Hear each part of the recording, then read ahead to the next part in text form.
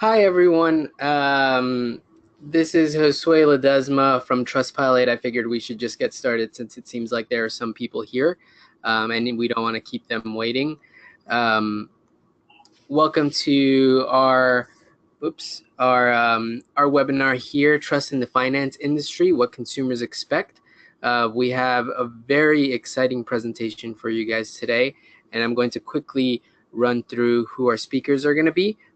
You're already listening to me. I'm Josue. I will be moderating the majority of this presentation here. I'm the Global Content Marketing Manager at Trustpilot, and I'm essentially just responsible in making sure that we're creating some great content for you guys. So I really hope you enjoy this presentation. I'm very excited to actually introduce Victoria Sullivan, who's the marketing manager at Payability, who will be speaking on this webinar with us. Victoria, do you want to say hi to our listeners? Hi guys, it's great to be here. I'm Vicki Sullivan, marketing manager at Payability, and I help run social media, partnerships, and the overall conversation online as well as customer engagement. So it's a pleasure to be here talking to you. Great.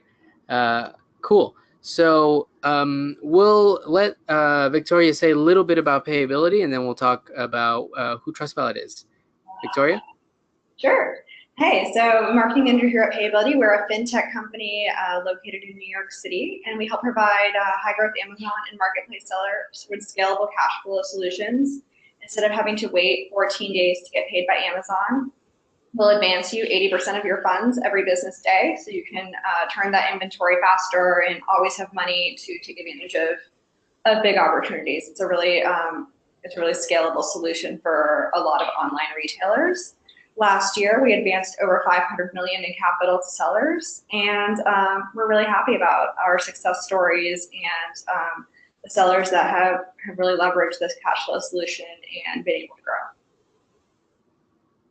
Great. We were really excited that Payability decided to join us, or Victoria from Payability decided to join us, because we thought as a finance company, they had a very unique perspective because they actually worked with other sellers. And we'll get into that a little bit later. So quickly about Trustpilot, if you guys don't know who we are a review management platform that is both consumer facing and business facing. We have a very popular consumer site, trustpilot.com, and we help people really make sure that they're making the best purchase decision that they possibly can by looking at reviews of different companies. We really believe that by sharing reviews and sharing experiences, we are building up trust and we're creating transparency between the consumer and the business. And of course, our review management platform allows companies to leverage the power of reviews. I can get into it a little bit later, but reviews help with anything from conversions, improving email marketing performance, social media, SEO, all of those things. So we really like to help both the business and the consumer. But let's quickly go through why you guys are here. You guys signed up for this webinar about the Trust and Brand Management Report. I'm going to briefly go through what the report is. It's a separate report, and everybody who's actually a listener will be receiving a copy of the report, which is great. We're going to go over some key findings of the report and really talk to Victoria from Payability to get her sense of why the findings were what they were, what do they really mean for finance companies, and what do they mean for consumers, and what are some takeaways that you guys can get from each of these findings. Once we go through all three of those findings, we'll go through the finance industry's playbook, how to meet consumer expectations. It's just going to be a quick 1, 2, 3 guide to meeting and matching consumer expectations. As we'll see a little bit in our findings, there's a little bit of misalignment between consumers and what finance companies are doing in terms of their marketing. So we have this quick playbook just to kind of get everybody back to speed. And lastly, we're going to go into a little more of a deep dive into Trustpilot and Payability, really go into how we help companies. And then lastly, we're going to go into Q&A. Which we'll cover some questions that you guys have sent us. So before we get started, I want to encourage our listeners and our audience to send us any questions that you have as we're going through this presentation. Definitely don't wait for the end. We're capturing all of these questions in the back end, so we'll be ready to answer them as soon as we get to that section. And we'll also make sure that any questions that we don't get into today, just because we may run out of time, we will be answering you guys personally. So, trust and brand management. Is the finance industry meeting consumer expectations? This is a global report that we released about a month and a half ago and really covered two major data sets. We pulled finance companies from a pool of over 700 total companies and asked them to tell us about their marketing priorities, to tell us how trust and brand reputation is important to them, and really get a sense of, is this something that finance companies are really considering, or is it something that, it isn't something that they are actually prioritizing at the moment? And then we also surveyed consumers globally on Trustpilot.com, and we collected over 15,000 responses, and there were about 13 questions asked, really covering the gamut of, how important is trust to consumers, how important is reputation to consumers, but also really more actionable questions like what kind of marketing is most effective to consumers when being done by a finance company, or what kind of channels are most engaging. So we not only wanted to get a sense of whether trust and reputation was important to consumers as it comes to the finance industry's marketing, but also what kind of marketing is effective. We don't only want to focus in on the trust and reputation part, but we also want to really provide our audience with some more broad-based consumer insights. So that's the report. Like I mentioned before, we'll send that over to you guys after this webinar is over, and you guys can peruse it as you see fit. But let's just jump into our findings. So, key finding from the report number 1, on-page conversions and organic search top finance companies' priorities. What does that mean? So, when we ask these companies to rank a set of priorities by 1 being the most important and 8 being the least important, this was what we found out actually. And this is an average weight of where in any given trait fall. This displays the average rank for any given trait. So, of course, what this is telling us is that improving organic search traffic most often was ranked as number 1, and on average, it ranks as 3.39 in terms of most important. And then right behind it is increasing on-page conversions at a 3.66 average most important ranking. On the far end here, where you see 5.46, which is the end, which really also tells us that it was the most likely and most often placed last, is building trust through third parties like Angie's List, Trustpilot, BBB, or Which. That was actually very important to us because we didn't think that they would mark trust so low. But we can see that they are still thinking about their own brand reputation. As you can see, the next third, or the third highest ranked, is using customer reviews to validate your company's brand. So we are seeing that there is some kind of attention being paid to reviews, also to using social media to raise brand awareness, and using social proof to build brand reputation. And then kind of still filling out the middle is improving paid online ad performance and increasing paid advertising. So around the 4 to 5 mark, we're really seeing that there's a mix between, your standard digital marketing, so like improving paid online ad performance and increasing paid advertising, but also leveraging channels for brand reputation. However, by a lot, increasing on-page conversions and improving organic search traffic do take the top spot, while building trust doesn't. So I wanted to get Victoria's take, as a finance company and as Payability, who really caters to these marketplace sellers, do you keep trust and reputation as a top marketing priority? Thanks a lot. Trust and reputation are absolutely a top priority for us. Not only are we a finance company that people trust with their money, we also require customers to give us access to their Amazon accounts so we can check on their stats during the approval process and see what they sold every day. So that's really like giving somebody the keys to your storefront, which requires a lot of trust. We're also still a relatively new finance company, and I think that's a big challenge for finance companies that aren't necessarily known.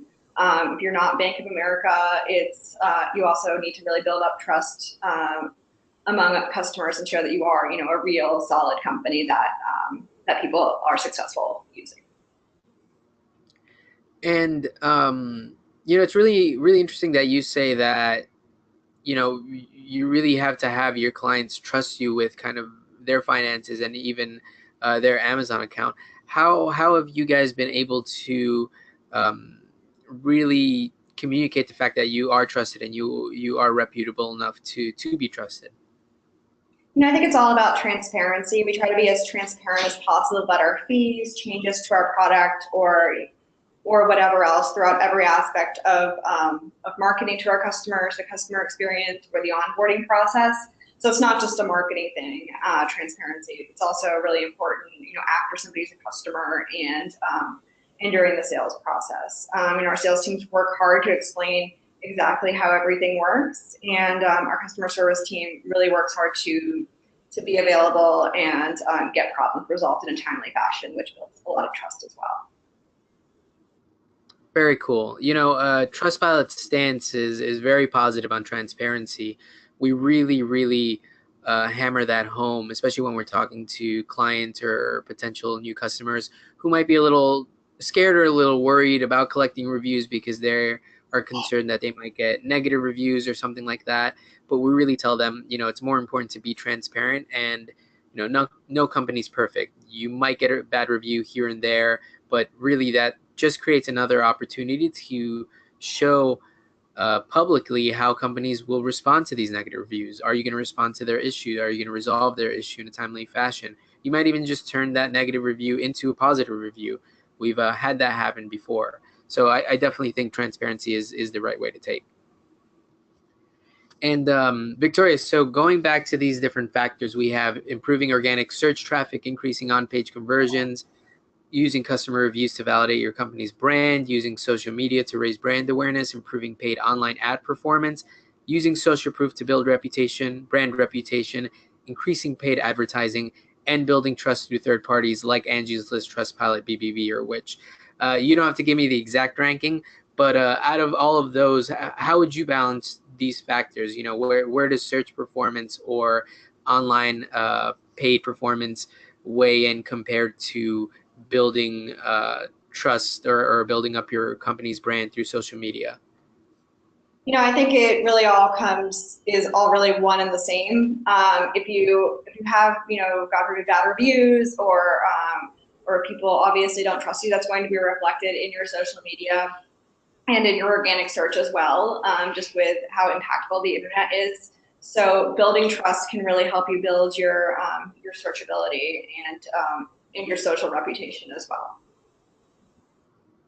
Cool. And we'll get into it a little bit how exactly trust will improve things like on-site conversions or search in a little bit. But I think it's time for our second finding. So let's just go right into that. Key finding number 2 from our trust and brand management report. The finance industry has a trust problem. We have some data to back that up. And before we go into that, I also wanted to mention a major report that was released a little earlier this year, not by us, but actually by Edelman, and that's the Trust Barometer report. So this is a huge report that they put out every year, and they essentially just measure trust in the world. And one of the most stark findings when we poured over that report was that that finance companies were actually had the lowest levels of trust compared to any other business sub-industry. So that was very telling to us, and that actually was part of the inspiration that made us create this piece of content, to really hone in on how do consumers really feel about finance companies, and does that actually make an impact on their business? So if we look on the right side here, we ask consumers, do you think finance companies are more or less trustworthy than they were 5 years ago? Almost 50% said they are less trustworthy. About 33% said that they were the same, and 20% said that they were more. This was also surprising to us because, well, I think this was personally surprising to me because I know that trust was at probably the lowest point during the 2008 financial crisis here in the U.S. There was a lot of consumer confidence dropped by a lot, but since then we have seen a change in the markets. We have seen kind of a major recovery, but still, nearly 50% have less trust in these finance companies than they did 5 years ago. So that's definitely not a good sign. And then if we look to the left, the other really important question here: which of the following qualities are most important to you when considering a finance company? And the people answering this question could choose more than one. The company's reputation actually was the number one most picked quality, and that beats cost and convenience of use. Again, very surprising to me, and it's really interesting how when we ask finance companies to rank what was most important, they put building trust last, but consumers by a lot are choosing the company's reputation when considering a finance company, even above cost, which only got about 40% of the responses. And then things like convenience of use was not very much considered. But also, I should note that customer service and support was kind of neck and neck with the company's reputation. So those are things to really consider. If you're a finance company and you're really thinking, how can I best serve my consumer? How can I best market to my consumer? You might want to think about your reputation and your customer service and support, and if you're leveraging that in your marketing. So, Victoria, I really wanted to get your thoughts on why do you think consumers are so wary of finance companies? I mentioned that the financial crisis is happened about 10 years ago, but do you still see some of the fears and some of the distrust that came from that still persisting here? That's a great question. So I think the financial crisis definitely played a role in the lack of consumer trust, but I think we have to look further than that. Finances are a taboo subject in general. You're taught from a young age not to talk about them, not to bring them up, that it's a private, matter. And so I think that creates kind of a taboo around the subject of finances and really a mistrust around companies that work in the field. So I think it really comes down to that rather than the financial crisis as far as mistrust among finance companies. That's a really great answer, and I think it's a good instinct to kind of broaden that sense of distrust and kind of like the thought of how finances are dealt with, because one, I know our audience isn't only U.S. focused, but also there have been kind of controversial events happening across the globe in the financial world. So I think that all kind of like plays this part of creating an environment that is naturally conducive to being a little bit wary, and we're seeing that in our data results. So given that there is this sense of distrust, or even this sense of like we don't really want to talk about our finances, or we kind of like are careful whenever we're dealing with our finances, how does that factor into your business decisions at Payability? But I would say transparency again, but I'd also say communication. And it's not really about, yeah, like you said before, no company is perfect. You're going to get negative reviews. It's not necessarily about hiding those negative reviews. It's about resolving the issue and really celebrating people who are happy and successful with your product, and giving them a platform to share that with even more consumers. Great. And this last question I thought would be especially interesting because you guys do work with other marketplace sellers online. So you definitely have your own B2B audience here.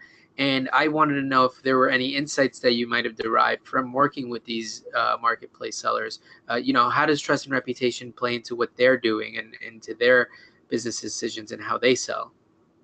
Yeah, absolutely. It's huge with marketplace sellers, especially online. Most of them work from home, either on their own or with a really small team. So they're always behind their computers, and they've built really active online forums and Facebook groups, surrounding the subject of Amazon and online selling.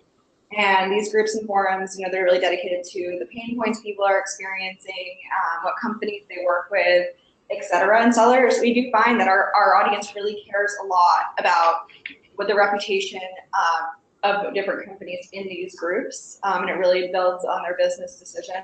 So it's a really big marketing priority for us to get a good word of mouth out there online, since these people do spend so much time on these forums, and it creates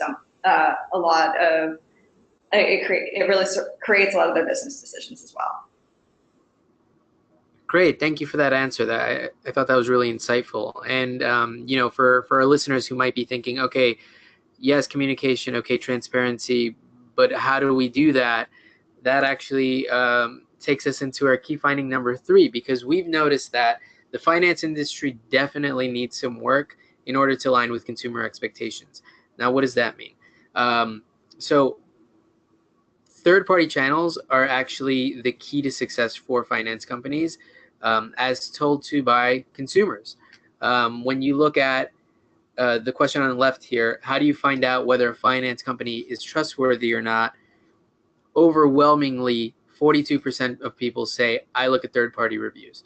That should just jump out at you right then and there. It's really become such a major shift in how consumers are doing their research. It's not just Google, and it's not just by having seen an ad or something. They are doing their own research to really find out if a finance company is trustworthy or not. And from the previous question, we know that if that company is not trustworthy, that's going to weigh into their purchase decision ultimately. And if a company is trustworthy, they're probably more likely to visit. Also, third-party reviews will talk about, how companies do in terms of customer service or customer support. Are they very supportive? Are they around all the time? That's the kind of content that reviews provide, and because it comes from customers themselves, they are most likely to be trusted. The other thing I wanted to point out, which shouldn't go overseen or overlooked, is about 20% actually go to a company's website. So those are essentially the two different channels that finance companies can work on. They can work on their third-party review channels, or they can just do something on their own channel, because I think consumers are willing to kind of take your word for it. If you're saying our consumers are very happy because we do this, or our customer service and customer support are top notch because of this, they're actually going to trust you. And I think that's really important to point out, because if you look at some of these lesser used channels, social media is actually at the bottom here. So when consumers are trying to find out whether a company is trustworthy or not, social media is not where they go to, and they don't even ask their family or friends. They're really only looking at third-party reviews and that company's website. So I think that takes care of how they find out whether they're trustworthy or not. But in terms of overall engagement and overall successful marketing, what does that look like? We also ask consumers, which of the following types of marketing are most engaging when used by finance companies? Now here we have another bit of a disconnect. Video advertising was chosen by about 40% of consumers, and social media advertising was chosen by about 37% of consumers. That's very interesting, because you might be looking at, okay, well, they're choosing social media as one of the major channels, but we didn't really have people picking social media when we asked whether a finance company is trustworthy or not. I think that is very interesting, and a very good point to delve into, because I think there's a little bit of nuance there. So I think when consumers are doing their research and trying to figure out whether a company should be trusted, they won't ask social media.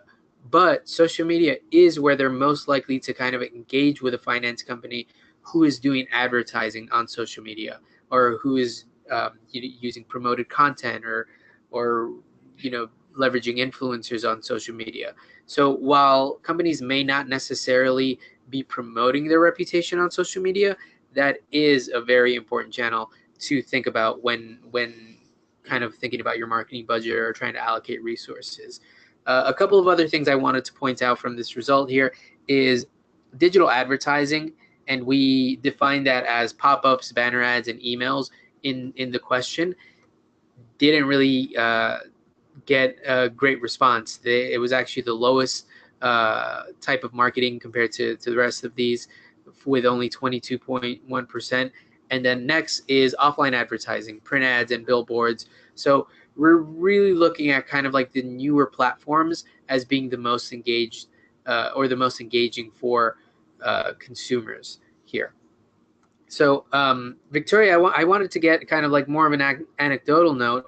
What kind of third-party channels have you guys found most successful? Have you guys been testing social media? Have you guys been testing third-party reputation channels? What works for you guys? Leveraging Facebook groups where sellers hang out has been really huge for us. We've seen a lot of positive recommendations come out of Facebook directly result in new customers.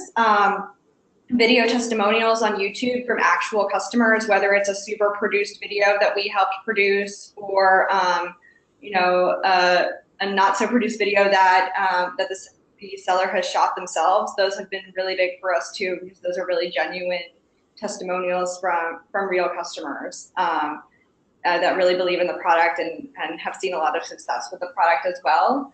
And but it's also really great to have a verified review site like Trustpilot as well. Sometimes, especially during the sales process, our sales team will have somebody on the fence being like, "I've read really positive things about you, and then I've read really negative things about you as well. I'm not quite sure about this." And at that point, they'll usually point them to Trustpilot and say, this is anybody can write something on Facebook. This is a verified review site from actual customers with a lot of their reviews, and that's really helped us through the sales process and marketing as well.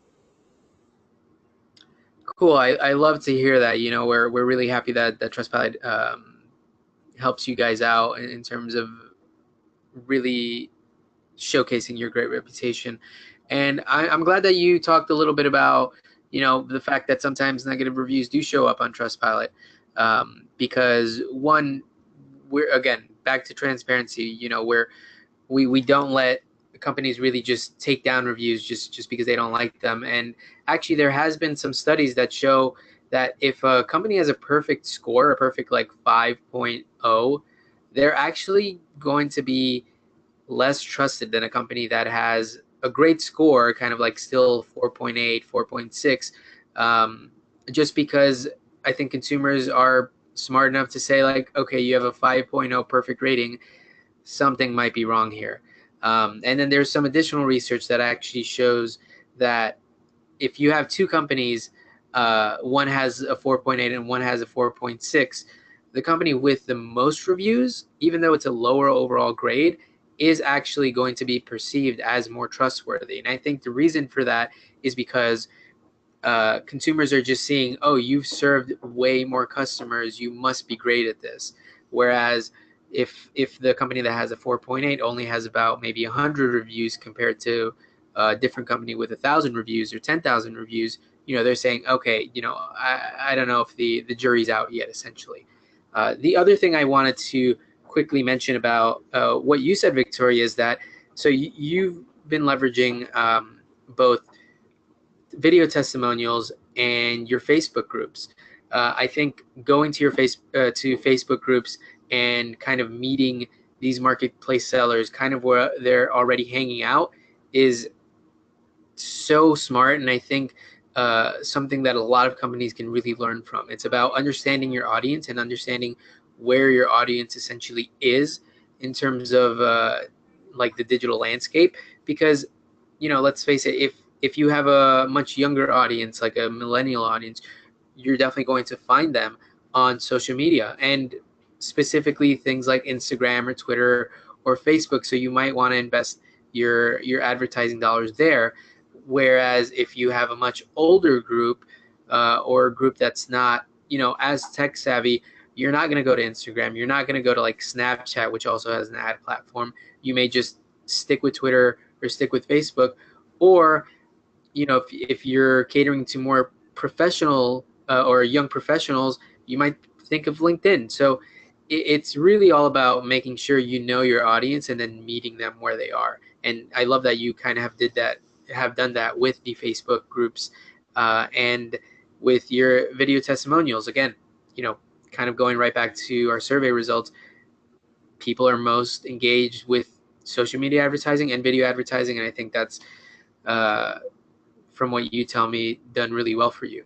So have you found any other advertising, or have your customers, as these marketplace sellers, have they found certain kind of advertising more effective? What works for them and what works for you guys?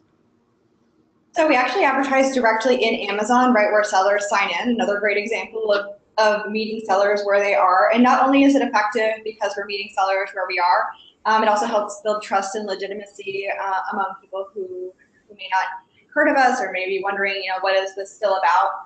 Because it shows that Amazon knows what we're doing and trusts us enough to, with sellers' data and information, to advertise directly in their platform. Great. Cool. I love to hear that. That's really interesting.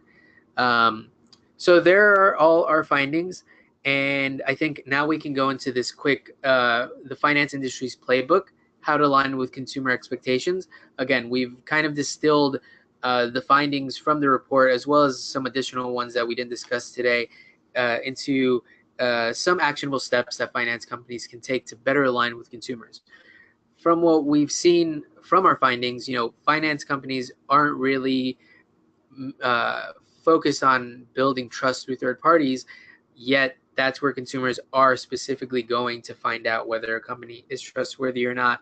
And they're telling us that trustworthiness and reputation are a big deal to them. So how can we get finance companies to kind of, meet their customers where they need to meet them? Number one, you talked about this a little bit, Victoria, but leveraging social proof on site. Social proof can vastly improve conversion rates. And, we're a review company, so we're going to tell you that social proof is reviews, but we definitely don't say that that's the only kind of social proof. As you can see from Payability's footers and below the fold sections, they do have Trustpilot reviews kind of sprinkled across the site, but they also have things like their Glassdoor rating. Consumers might see, oh, this is a great company to work for. They're probably a great company. They have a web retailer, again, 5 stars, and a BBB A+ rating from the BBB. So these are just different kinds of accreditations. You'll also see a lot of finance companies leverage social proof in the form of security badges, or what kind of payment plans they have. Or if you think about a non-finance example, something like Groupon. If you've seen that, if you've ever gone to Groupon, it says something like, 145 people have already bought this. That's a kind of social proof. That is, a compelling piece of information that shows you, hey, you can trust us. We've done this already for 145 people and they've loved it, kind of thing. Victoria, can you tell us a little bit about kind of like your strategy for leveraging social proof, or kind of like any success that you might have seen from putting on these different ratings and reviews on your website? Aside from the ones you mentioned, like web retailer and BBB, there's also quite a bit of influencers in the Amazon space that we have quoted right on our homepage, talking about how much they love and approve of the product, which is great social proof for us too. Great. And have you guys seen putting this on your website as kind of like moving the needle in terms of like getting more sales or getting more conversions, either whether you've measured it in terms of like website performance, or if you've kind of heard from companies say like, well, I checked out your reviews, or I saw that you guys had an A+ rating, and that's kind of what cinched the deal? Yeah, I think it absolutely helps to have this on the website, but I think you need to be sharing social proof, no matter anywhere you can, any chance you get to have an influencer talk about you, whether it's on their website, their YouTube channel, or your website, is a great opportunity for social proof. That's a great point. We're saying leverage proof, social proof on site here, but we're definitely not limiting the use of social proof on site. And I agree with Victoria in terms of if you have it, definitely showcase it anywhere and everywhere you can, because I think it does make a difference, especially now that consumers are really thinking about reputation and really considering these things as they choose companies or products. So that actually goes into our next point, which is own your rep and market your rep. And I actually love what Payability has done here. I'm highlighting their review page. They have an entire page dedicated to just reviews, and you can see rated 9 out of 10 based on 147 reviews, and you can see all of these great reviews here. But that's not the only thing that they've done. You can see that they also have a success stories section to their site, so they're really into highlighting who they are and how people feel about them. Victoria, do you want to tell us a little bit about the success stories section? Sure. Yeah, we have a bunch of great customers featured there, all from different areas. Some of them are, toy resellers. Other of them have their own private label that they sell on Amazon. Others are wholesale. So it's really important to have diversity there. And this really comes down to what I said before about transparency. And you don't have, you're going to have unhappy customers. You're going to get bad reviews from time to time, but you really need to find every opportunity to celebrate customers who really love you and want to give you a good review. And I think that this is a great way to do that by having both success stories and a reviews page. And it also gives potential customers who come to your website the chance to see more happy customers as well. Great. And again, I want to kind of reiterate a point that Victoria had made earlier about leveraging video testimonials outside of the Payability website. So you're doing that on social media. You have that up on YouTube. So you're definitely using your reputation as kind of like its own kind of marketing content, outside of the scope of your website. And are you seeing that people are responding positively to that? Yeah, absolutely. Positive reviews are always great, but video testimonials, it's a big thing too, because it's when you can really see somebody who genuinely is happy and genuinely loves the product, and that's a really big opportunity as well. Great. And speaking of video and social media, I think I might have gotten a little ahead of myself. I think from what we saw in the finance report, if there was any one takeaway that you can have, it's utilize video and social media, specifically advertising if you haven't already. Consumers are essentially just telling you, hey, this is what we want to see, this is what we're going to engage with. So if you're not doing that, you're definitely missing an opportunity to reach your customers. So I have a couple of examples here. Payability, there's your social media site. I'll let you talk a little bit about that in a second, but also something like Chase, which is your more traditional and more institutional finance company who use original video content, and they promote that on social media to kind of engage with companies. I think especially, I think the connection between video and social media is pretty close. LinkedIn just came out with a new video platform that I think a lot of people are finding some great success with. Instagram has, your standard video post, but they also have stories, which I've seen some companies use. I forget what the client was, but we had a client who would who would place Trustpilot reviews on their social media stories in a very fun and exciting way. Victoria, from Payability, what social media channels have you guys found most effective in terms of either organic performance or paid performance?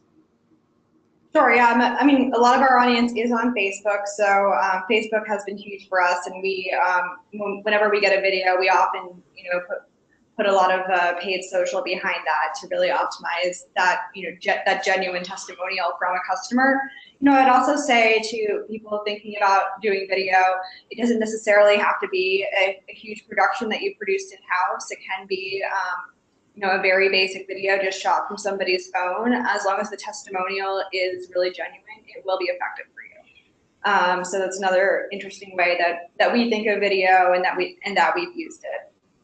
You'll also see on our Twitter page that we featured one of our partners, Seller Care.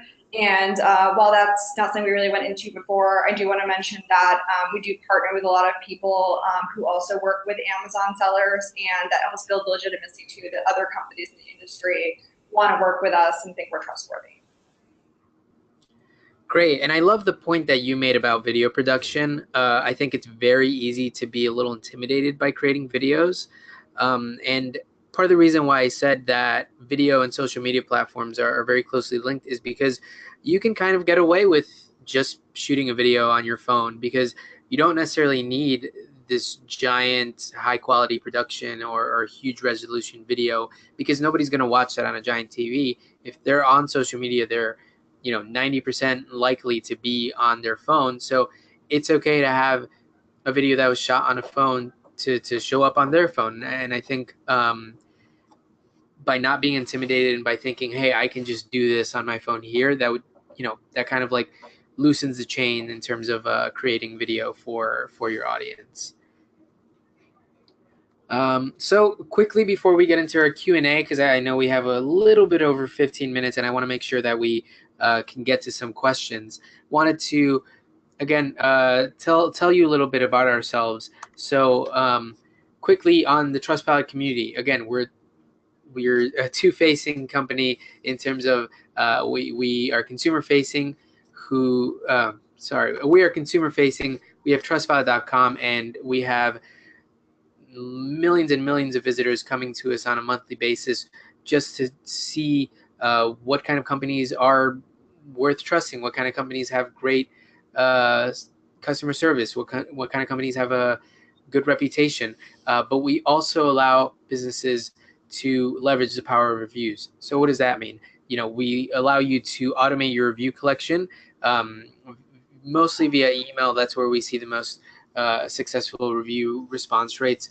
If you have some reviews on Trustpilot and you are thinking, that doesn't really reflect who I am, I'd say, let us collect reviews for you, and then you'll get much more accurate reflection of who you are on Trustpilot. Because honestly, when you ask for a review, you're more likely to get it. And if you're kind of just passively hoping people will leave you a review, the ones that are likely to leave a review are the ones who might have had a bad experience.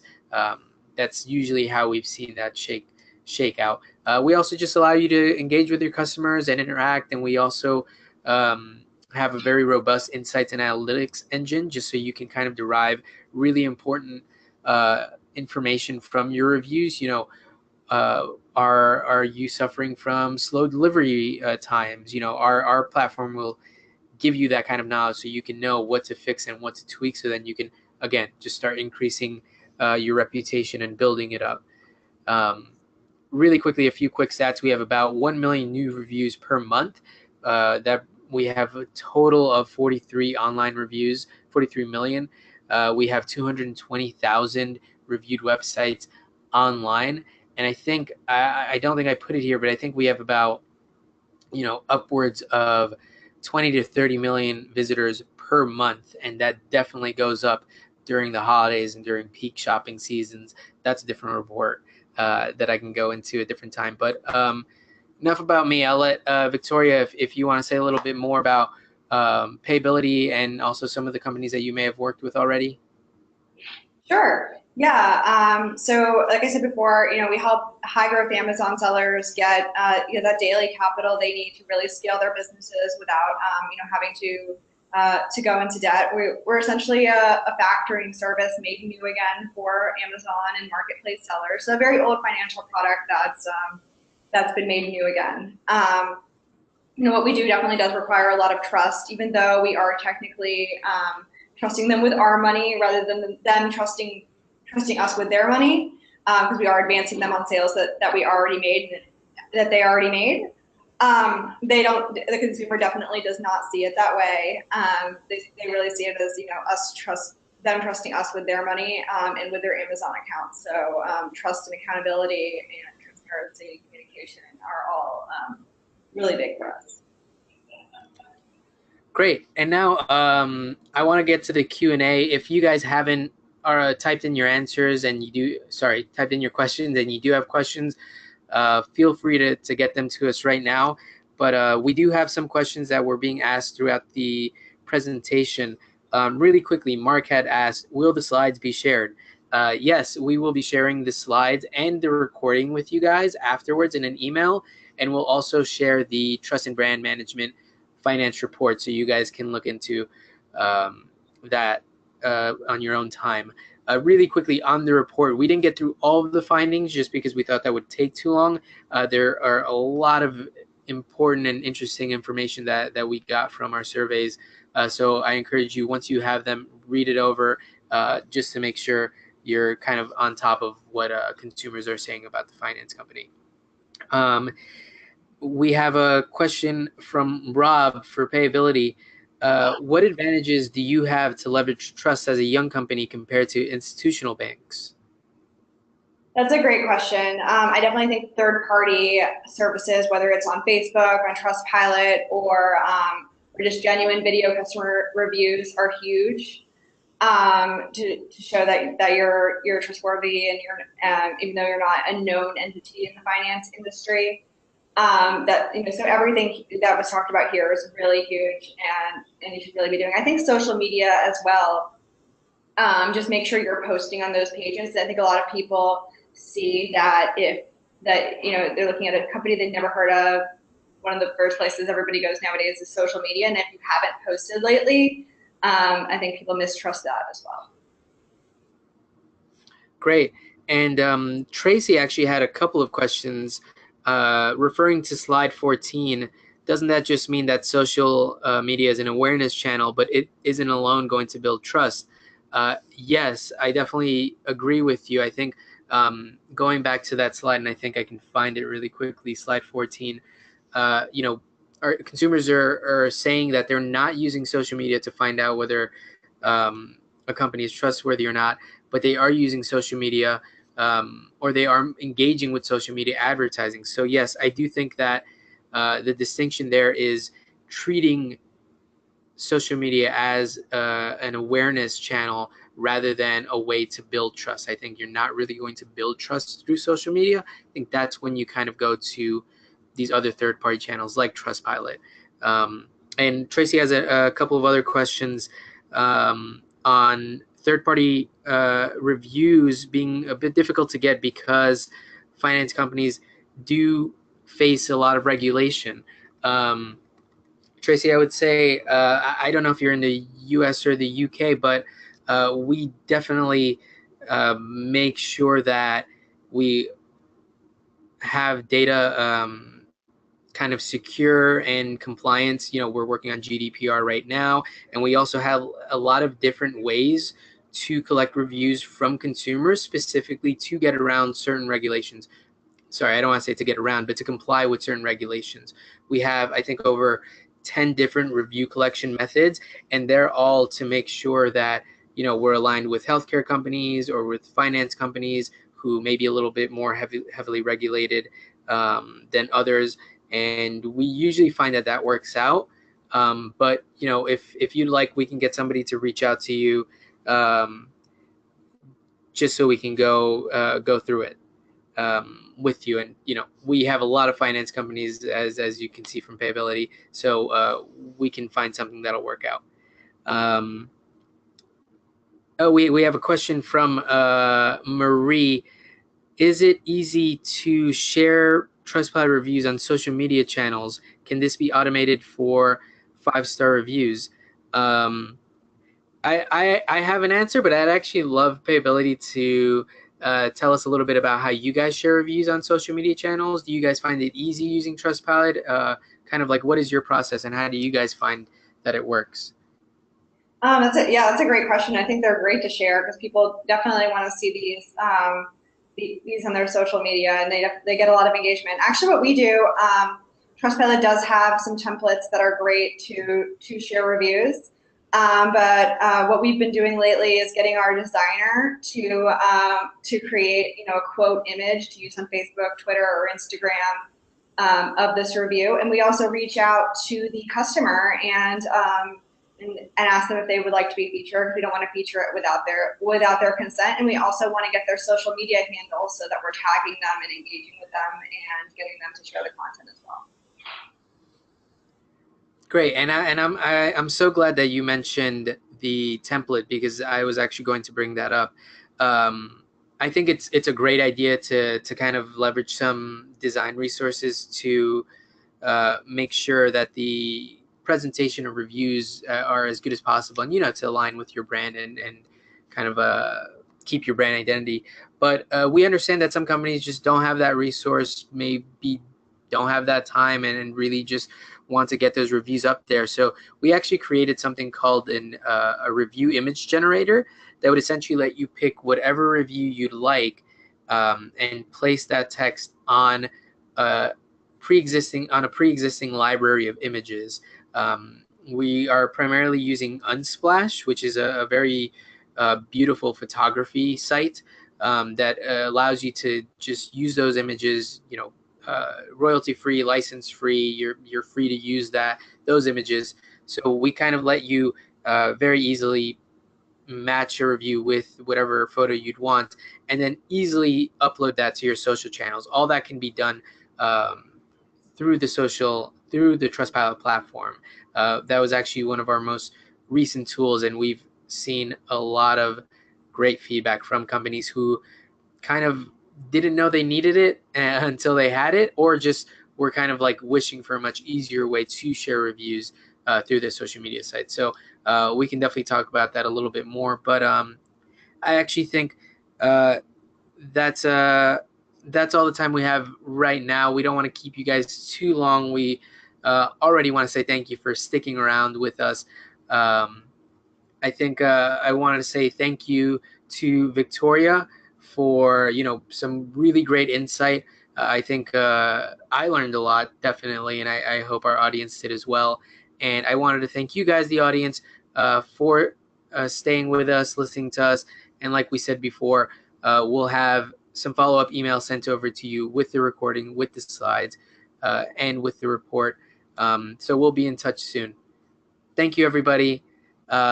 Victoria, thank you so much again. I hope you have a great day. Thanks so much. This has been great. Great. And then we'll be in touch. Thanks, everyone. Have a great day, and enjoy the rest of your Tuesday.